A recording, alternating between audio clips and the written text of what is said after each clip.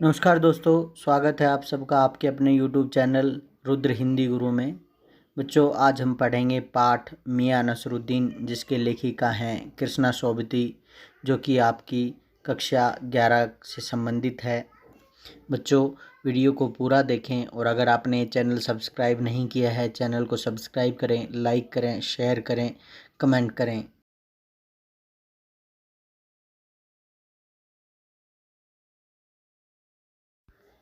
साहबों, उस दिन अपने मटिया महल की तरफ से न गुजर जाते तो राजनीति, साहित्य और कला के हजारों हजार मसीहों के धूम धड़ाके में नानबाइयों के मसीहा मियाँ नसरुद्दीन को कैसे तो पहचानते और कैसे उठाते लुत्फ़ उनके मसीही अंदाज का। लुत्फ़ मीन्स आनंद। हुआ यह कि हम एक दोपहरी जामा मस्जिद के आड़े पड़े मटिया महल के गडया मोहल्ले की ओर निकल गए। एक निहायत मामूली अंधेरी सी दुकान पर पटापट आटे का ढेर सनते देख ठिठके। निहायत बिल्कुल। सोचा सेवइयों की तैयारी होगी, पर पूछने पर मालूम हुआ खानदानी नानबाई मियाँ नसरुद्दीन की दुकान पर खड़े हैं, मियाँ मशहूर किस्म की रोटियां बनाने के लिए। हमने जो अंदर झाँका तो पाया मियाँ चारपाई पर बैठे बीड़ी का मज़ा ले रहे हैं। मौसमों की मार से पका चेहरा, आँखों में काइयाँ भोलापन और पेशानी पर मंजे हुए कारीगर के तेवर। कारीगर कौन होता है बच्चों? जिसके पास हाथ की कारीगरी का कोई विशेष गुण होता है। हमें गाहक समझ मियाँ ने नज़र उठाई। फरमाइए, झिझक से कहा, आपसे कुछ सवाल पूछने थे, आपको वक्त हो तो। मियाँ नसरुद्दीन ने पंचहजारी अंदाज से सिर हिलाया। निकाल लेंगे वक्त थोड़ा, पर यह तो कहिए, आपको पूछना क्या है? फिर घूरकर देखा और जोड़ा, मियाँ कहीं अखबार नवीस तो नहीं हो? कहीं अखबार वाले तो आप नहीं हैं? यह तो खोजियों की खुराफात है। हम तो अखबार बनाने वाले और अखबार पढ़ने वाले दोनों को ही निठल्ला समझते हैं। निठल्ला मतलब जो कोई भी कुछ काम नहीं करता। हाँ, कामकाजी आदमी को इससे क्या काम है। खैर, आपने यहाँ तक आने की तकलीफ़ उठाई ही है तो पूछिए, क्या पूछना चाहते हैं? पूछना यह था कि किस्म किस्म की रोटी पकाने का इल्म आपने कहाँ से हासिल किया? इल्म मीन्स नॉलेज, ज्ञान आपने कहाँ से सीखा? मियाँ नसरुद्दीन ने आंखों के कंचे हम पर फेर दिए, हमारी तरफ देखा, फिर तरेर कर बोले, क्या मतलब? पूछिए साहब, नानबाई इल्म लेने कहीं और जाएगा? इसका तात्पर्य है कि मुझे ये मेरे पूर्वजों से मिला है। क्या नगीना साज के पास? क्या आईना साज के पास? क्या मीना साज के पास? या रफरूगर रंगरेज या तेली तंबोली से सीखने जाएगा? क्या फरमा दिया साहब, यह तो हमारा ख़ानदानी पेशा ठहरा। हाँ, इल्म की बात पूछिए तो जो कुछ भी सीखा अपने वालिद उस्ताद से ही, कि जो कुछ मैंने सीखा है वो अपने फादर से, पिताजी से सीखा है। मतलब यह है कि हम घर से न निकले कि कोई पेशा अख्तियार करेंगे। जो बाप दादा का हुनर था वही उनसे पाया और वालिद मरहूम के उठ जाने पर आ बैठे उन्हीं के ठिए पर। वालिद मरहूम मतलब एक्सपायर हो गए। आपके वालिद। मियाँ नसरुद्दीन की आंखें लम्हा भर को किसी भट्टी में गुम हो गई। लगा गहरी सोच में है, फिर सिर हिलाया। क्या आंखों के आगे चेहरा जिंदा हो गया? हाँ, हमारे वालिद साहब मशहूर थे। मशहूर मीन्स प्रसिद्ध थे। मियाँ बरकत शाही नानबाई गुड़िया वाले के नाम से, और उनके वालिद यानी कि हमारे दादा साहिब थे आला नानबाई मियाँ कल्लन। आपको इन दोनों में से किसी किसी की भी कोई नसीहत याद हो? नसीहत काहे की मियाँ, काम करने से आता है। नसीहत मीन्स कोई शिक्षा, जो उन्होंने सुझाव आपको दिया हो, शिक्षा सुझाव। नसीहतों से नहीं। हाँ, बजा फरमाया है, सही बोल रहे हैं। पर यह तो बताइए ही बताइए कि जब आप हमने भट्टी की ओर इशारा किया, इस काम पर लगे वालिद तो कहा होगा ने सीख के तौर पर कुछ नसीरुद्दीन साहिब ने जल्दी जल्दी 2-3 कस खींचे, फिर गला साफ़ किया और बड़े अंदाज से बोले, अगर आपको कुछ कहलवाना ही है तो बता दिए देते हैं। आप जानो, जब बच्चा उस्ताद यहाँ पढ़ने बैठता है तो उस्ताद कहता है अलिफ कह, बच्चा कहता है अलिफ बे कह बे, बच्चा कहता है जीम, बच्चा कहता है जिम।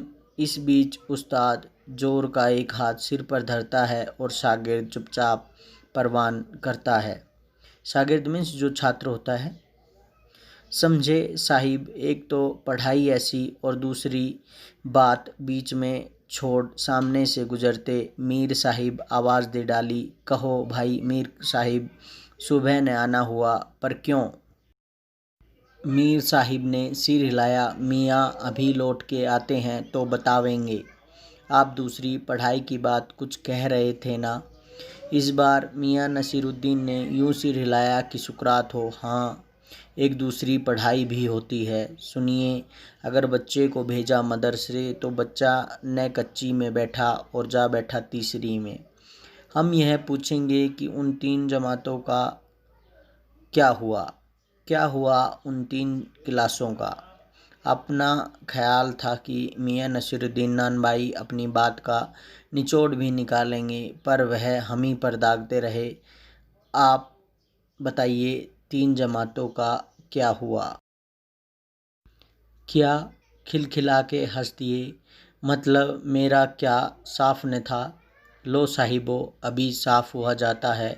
जरा सी देर को मान लीजिए हम बर्तन धोना न सीखते। यह बात मेरी समझ के तो बाहर है।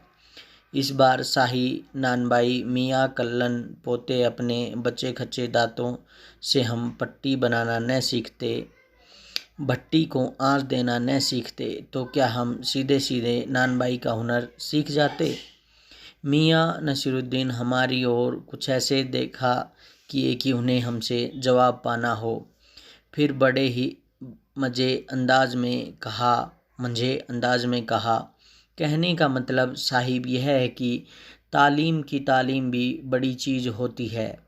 सिर हिलाया है साहिब, माना। मियाँ नसीरुद्दीन जोश में आ गए। हमने न लगाया होता खोपचा तो आज क्या यहाँ बैठे होते? मियाँ को खोमचे वाले दिनों में भटकते देख हमने बात का रुख मोड़ा। आपने खानदानी नानबाई होने का जिक्र किया, क्या यहाँ और भी नानबाई हैं? मियाँ ने घूरा भौतेरे, पर खानदानी नहीं। सुनिए, दिमाग में चक्कर काट गई है बात। हमारे बुज़ुर्गों से बादशाह सलामत ने यूँ कहा, मियाँ नानबाई कोई नई चीज़ खिला सकते हो? हुक्म कीजिए जहाँपना। बादशाह सलामत ने फरमाया, कोई ऐसी चीज़ बनाओ न आग से पके पानी से बने। क्या उनसे बनी ऐसी चीज़? क्यों न बनती साहिब, बनी सराही। सलामत ने खूब खाई और खूब सराही। लगा हमारा आना कुछ रंग लाया था। बेसब्री से पूछा, वह पकवान क्या था? कोई ख़ास ही चीज़ होगी। मियाँ कुछ देर सोच में खोए रहे। सोचा पकवान पर रोशनी डालने को है कि नसीरुद्दीन साहिब बड़ी रुखाई से बोले, यह हम न बतावेंगे, बस आप इतना समझ लीजिए कि एक कहावत है न कि खानदानी नानबाई कुएं में भी रोटी पका सकता है। कहावत अब भी गढ़ी गई हो, हमारे बुज़ुर्गों के कर्तव्य पर ही पूरी उतरती है। मज़ा लेने के लिए टोका, कहावत यह सच्ची भी है कि मियाँ ने तरेरा और क्या झूठी है? आप ही बताइए, रोटी पकाने में झूठ का क्या काम? झूठ से रोटी पकेगी? क्या पकती देखी है कभी? रोटी जनाब पकती है आँच से, समझे। सिर हिलाना पड़ा, ठीक फरमाते हैं। इस बीच मियाँ ने किसी और को पुकार लिया, मियाँ रहमत इस वक्त किधर को? अरे वह लौंडिया ने आई रुमाली लेने, शाम को मंगवा लीजो। मियाँ एक बात और आपको बताने की जहमत उठानी पड़ेगी। मियाँ ने एक और बीड़ी सुलगा ली थी, सो कुछ फुर्ती पा गए थे। पूछिए। अरे बात ही तो पूछिएगा, जान तो न ले लेवेंगे? उसमें भी अब क्या देर, 70 के हो चुके हैं। फिर जैसे अपने से ही कहते हो, वालिद मरहूम तो कूच किए 80 पर, क्या मालूम हमें इतनी मोहलत मिले न मिले। इस मजबून पर हमसे कुछ कहते न बनाया तो यहाँ तो कहा, अभी यही जानना था कि आपके बुजुर्गों ने शाही बावर्ची खाने में तो काम किया ही। मियाँ ने बेरुखी से टोका, वह बात तो पहले हो तो चुकी साहब, पर जानना यह था कि आपके बुजुर्ग काम किया करते थे कि दिल्ली ना किस बादशाह के यहाँ। अजी साहिब, क्यों बाल की खाल निकालने पर तुले हैं? कह दिया ना कि बादशाह के यहाँ काम करते थे, सो क्या काफ़ी नहीं? हम खिसियानी हंसी हंसे हैं तो काफ़ी, पर जरा नाम लेते तो उसे वक्त से मिला लेते। वक्त से मिला लेते खूब, पर किसे मिलाते जनाब आप वक्त से? मियाँ हंसे, जैसे हमारी खिल्ली उड़ाते हो। वक्त से वक्त को किसी ने मिलाया है आज तक? खैर पूछिए, किसका नाम जानना चाहते हैं? दिल्ली के बादशाह का ही ना, उनका नाम कौन नहीं जानता। जहाँ पना बादशाह सलामत ही ने, कौन से बहादुर शाह जफ़र की। मियाँ ने खींचकर कहा, फिर अलट पलट के वही बात, लिख लीजिए बस यही नाम। आपको कौन बादशाह के नाम चिट्ठी रुका भेजना है कि डाकखाने वाले के लिए सही नाम पता ही जरूरी है? हमें बिटर बिटर अपनी तरफ देखते पाया तो सिर हिला, अपने कारीगर से बोले, अरे ओ बब्बन मियाँ, भट्टी सुलगा दो तो काम से नावें। यह बब्बन मियाँ कौन है साहिब? मियाँ ने रुखाई से जैसे फाँक ही काट दी हो। अपने कारीगर और कौन होंगे?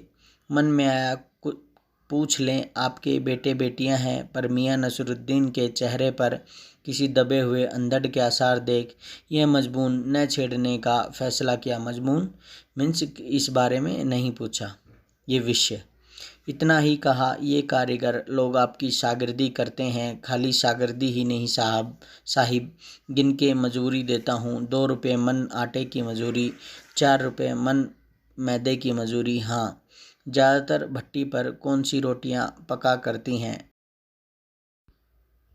ज़्यादातर भट्टी पर कौन सी रोटियाँ पका करती हैं?